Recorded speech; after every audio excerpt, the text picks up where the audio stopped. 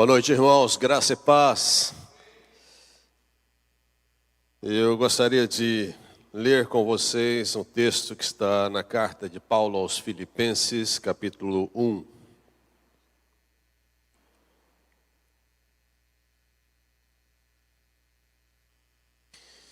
Vou ler a partir do versículo 12 ao 18.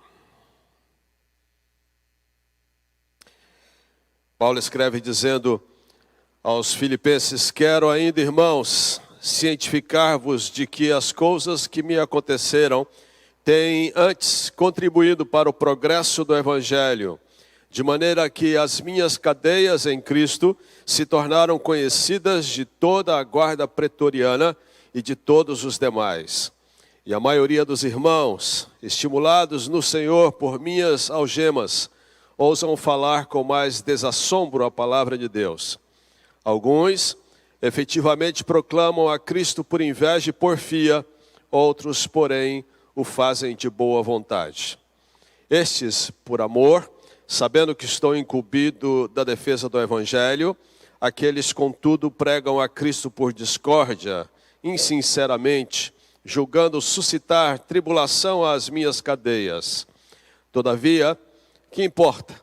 Uma vez que Cristo, de qualquer modo, está sendo pregado, quer por pretexto, quer por verdade, também com isto me regozijo, sim, sempre me regozijarei. Eu vou um pouco mais além, versículo 19 ainda, porque estou certo de que isto mesmo, pela vossa súplica e pela provisão do Espírito de Jesus Cristo, me redundará em libertação, segundo a minha ardente expectativa e esperança, de que em nada serei envergonhado, antes com toda a ousadia, como sempre, também agora, será Cristo engrandecido no meu corpo, quer pela vida, quer pela morte. Porquanto para mim o viver é Cristo e o morrer é lucro. Amém. Vamos orar mais uma vez. Senhor, te bendizemos, Pai, pela Tua palavra, Senhor. Te bendizemos pela ação do Espírito Santo do Senhor, que age aqui e age no lar e na vida de cada pessoa que nessa hora, Senhor, está na Tua presença. Pai Santo, receba a nossa gratidão e a nossa vida, Senhor, na Tua presença e fala conosco. Abre o nosso entendimento, Senhor, dá-nos a iluminação, a compreensão da Tua vontade, Senhor, em nome de Jesus. Amém.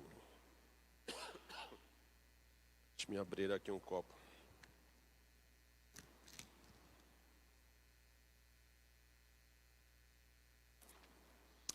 Eu fui pastor em uma pequena igreja, certa vez,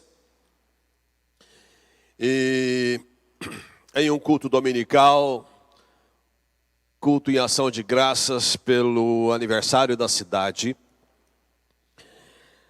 o prefeito foi nos visitar na igreja, no culto. E ele chegou bem cedo. E naquela ocasião eu estava sozinho ainda no templo vazio. E de repente ele adentra e eu vou ao seu encontro, cumprimento. Ele posteriormente se assenta no meio do templo, em um dos bancos. E eu vou lá para a frente resolver alguma coisa ainda, me preparando para o momento do culto. Lá pelas tantas, um membro da igreja chega e ele olha para o prefeito sentado no banco da igreja e resmunga alguma coisa e se desloca para o outro lado do templo para ficar distante do prefeito. E naquele momento só estava eu ali, o prefeito e aquele membro da igreja. E de repente, no silêncio do templo, aquele membro da igreja lançou essa frase: o templo da igreja fica aberto até o diabo entra nela. Imagine o meu rosto quando eu ouvi a frase daquele membro e eu olhei para o prefeito, ambos ali na minha frente. e o constrangimento que tomou meu coração por conta daquilo. Essa, com toda certeza, foi a experiência mais grotesca que eu tive, mostrando o quão é difícil para alguns lidar e conviver com nossas diferenças, respeitando as fronteiras e ao mesmo tempo dando o testemunho do Evangelho. Às vezes, as oposições ao Evangelho não estão fora da igreja, mas às vezes dentro dela mesmo. O tema desse mês na nossa igreja é a incompatibilidade do cristianismo bíblico com o socialismo, um tema extremamente difícil.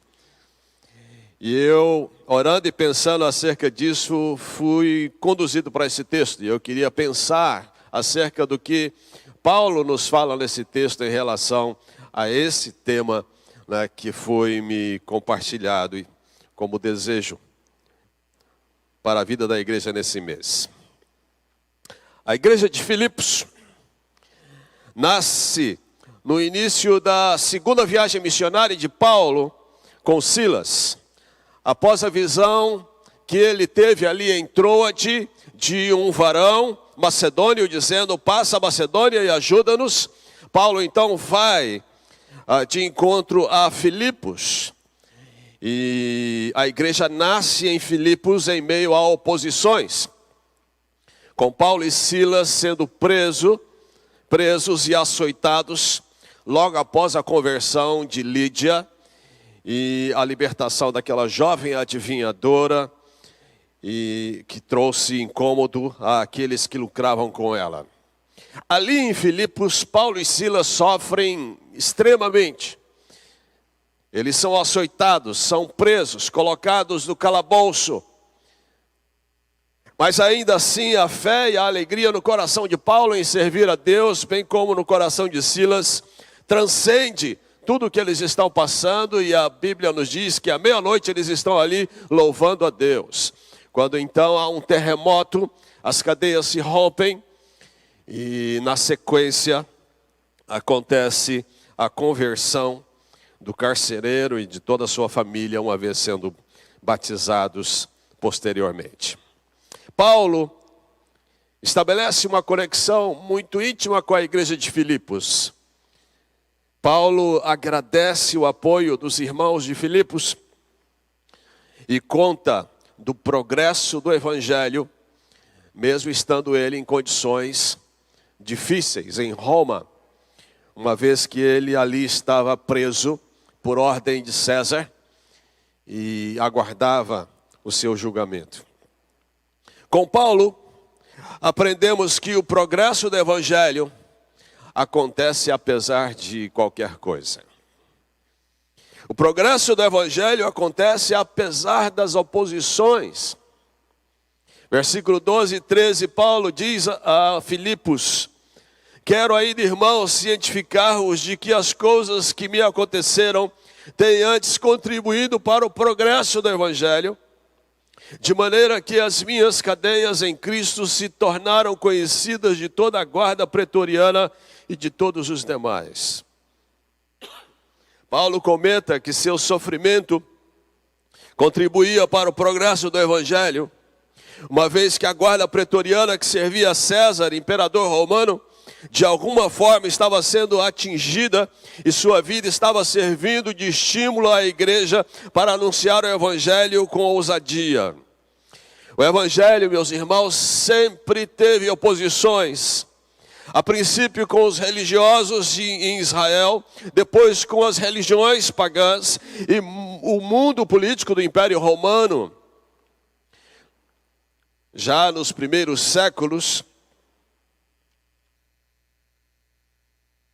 o enfrentamento ideológico com os filósofos foi acirrado e enfrentado pelos pais da igreja. Além disso, as perseguições e massacres de ontem e de hoje somam o grande esforço e oposição de forças contrárias ao avanço do Evangelho. Hoje, eu vejo uma polarização perigosa na igreja, entre partidos de direita e partidos da esquerda. E diante disso eu quero dizer-lhes algumas coisas. Eu quero lembrá-los de que o Evangelho é maior que qualquer ideologia e sistema. E Jesus, ele não cabe em nenhum sistema. Ele não cabe nem no sistema capitalista e nem no sistema socialista. No capitalismo, porque é um sistema em que prevalece o mais forte sobre o mais fraco, e isso não é o que o Evangelho diz. O Evangelho diz que o mais forte deve ser do todo o mais fraco. Quem tem mais deve se tornar provedor de quem tem menos, e isso de forma voluntária. Atos capítulo 2, verso 44, os cristãos, é dito por Lucas ali, que eles tinham tudo em comum, e nada lhes faltava. Eles vendiam seus bens e dividiam entre os outros, mas em momento algum, Lucas diz que isso acontecia por uma imposição dada a eles. Eles faziam isso de livre vontade. E esse é o raciocínio do cristianismo. Paulo vai dizer isso mais uma vez, quando ele orienta a igreja na Ásia para ajudar a igreja de Jerusalém, ao escrever na primeira carta aos Coríntios, capítulo 8, verso 12, dizendo que a ajuda aos pobres deveria ser feita de boa vontade. Nada por imposição. Ninguém era coagido. No socialismo, o socialismo impõe algo que não é amor. Socialismo é um sistema econômico e social que, através de coerção legal, governamental ou militar, em outras palavras, você vai para a cadeia se não fizer, estabelece a propriedade social em detrimento da propriedade privada. O socialismo é um sistema onde a coerção é usada para estabelecer controle social.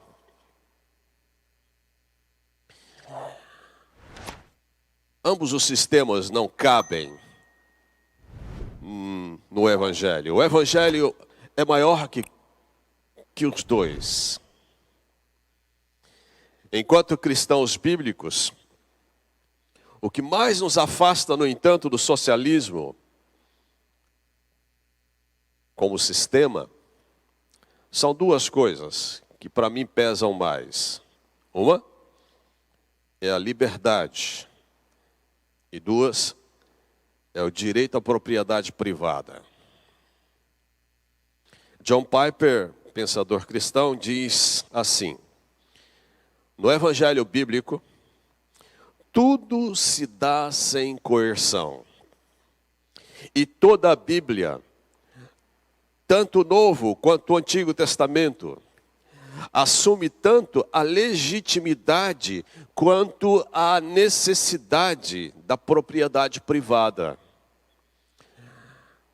Ele completa dizendo: não roubarás, não faz sentido onde ninguém tem o direito de possuir o que lhe pertence.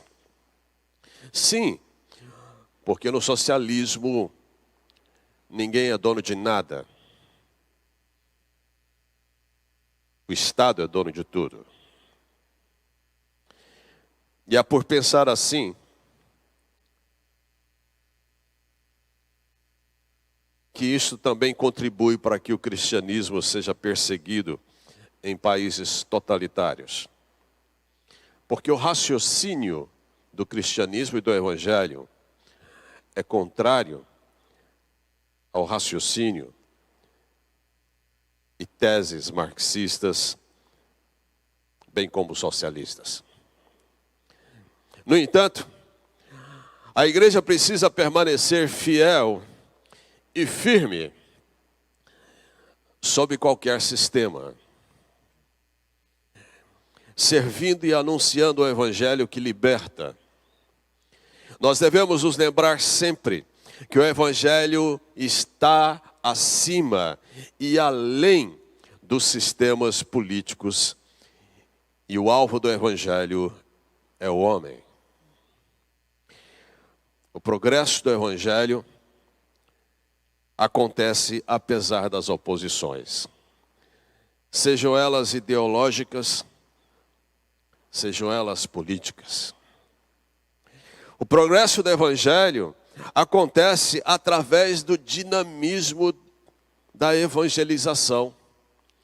Versículo 14 nos é dito que a maioria dos irmãos, estimulados no Senhor por minhas algemas, ousam falar com mais desassombro a palavra de Deus. Paulo comenta que o evangelho, apesar de sua prisão, estimulou irmãos a anunciar o evangelho com ousadia e desassombro. Que coisa linda isso. O evangelho se expande, cresce, apesar das oposições, porque é vivo, é dinâmico, é sobrenatural. Porque Paulo estava sob os cuidados do imperador. 2 soldados da guarda pretoriana eram algemados a ele em 3 turnos durante 2 anos. Imagine quantos soldados pretorianos passaram por ali e ouviram o evangelho através de Paulo. O progresso do evangelho acontece através da dinâmica do evangelismo. Ou seja, não importa o lugar, não importam as circunstâncias, todos nós devemos levar conosco a mensagem de que Cristo ama, salva e liberta o pecador. E de que cabe ao homem arrepender-se dos seus pecados, confiar unicamente em Cristo para a sua salvação, entregando sua vida a Ele, reconhecendo-o como Salvador e Senhor. Paulo estava preso e ali evangelizou. Onde Deus te colocou, deixe-se usar por Deus, de alguma forma, entregando um folheto, orando por alguém, falando de Jesus, ajudando alguém. São formas de você ser cristão e fazer a diferença na sociedade a partir da transformação na vida de uma pessoa que conhece a Jesus. O progresso do evangelho acontece apesar das oposições, acontece dentro da dinâmica da evangelização e acontece acima das questões pessoais. Apesar de alguns proclamarem por inveja, por porfia, ou seja, por contenda e polêmica, diz Paulo, apesar de alguns proclamarem o evangelho por discórdia e falsidade, Paulo diz que o evangelho progredia. Apesar do sofrimento e prisão do apóstolo, o evangelho progredia. O evangelho está acima de tudo isso. Acima das intenções e motivações maldosas de algumas pessoas que se diziam irmãos, acima do estado emocional e físico de Paulo. Ah, meus irmãos, quem dera atingirmos um nível tão elevado de consagração a ponto de colocarmos o evangelho acima de nós mesmos. Paulo diz: porquanto para mim o viver é Cristo e o morrer é lucro. Há tantos sucumbindo na fé, porque algumas de suas expectativas pessoais não estão sendo satisfeitas. ou porque experimentaram algum tipo de perda ou contrariedade. Aliás, hoje, contrariar ou ser contrariado tornou-se algo pessoal para muitos. Quantas pessoas andaram ao seu lado, mas que em determinado momento, por ouvirem um não e serem contrariados, se afastaram, deixaram o ministério, mudaram de igreja, ou até deixaram a fé. Tomemos o exemplo de Paulo e deixemos que o Evangelho seja testemunhado por nós, até mesmo quando passamos por privações e dor. Que os outros vejam como o Evangelho faz diferença nas nossas vidas, sob condições difíceis. E isso leve-os a desejarem conhecer o nosso Deus. Isso me faz lembrar do Coliseu Romano. Flávio Josefo, historiador hebreu, conta que os cristãos, quando presos e levados ao martírio,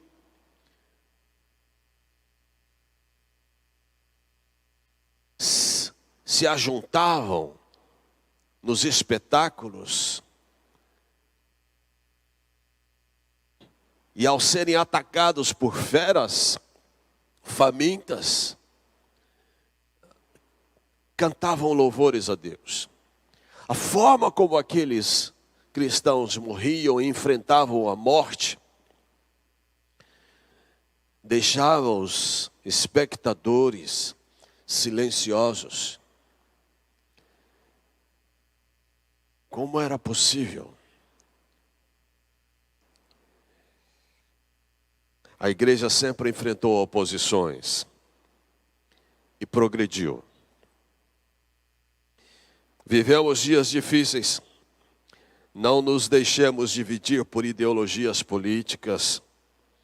Entendamos que Cristo e o Evangelho está acima de todo e qualquer sistema político. Coloque Cristo como seu maior compromisso. O Evangelho precisa prosperar através da dinâmica da evangelização, onde Deus nos colocar. Coloquemos o Evangelho acima das nossas questões pessoais, e que tudo isso seja algo que glorifique a Deus.